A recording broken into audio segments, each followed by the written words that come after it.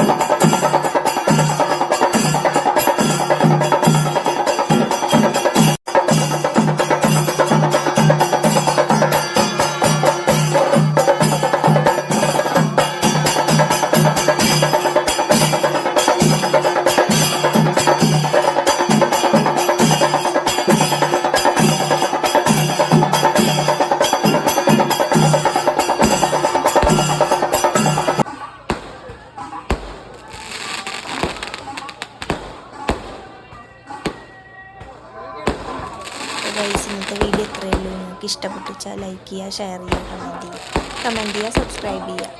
Okay guys.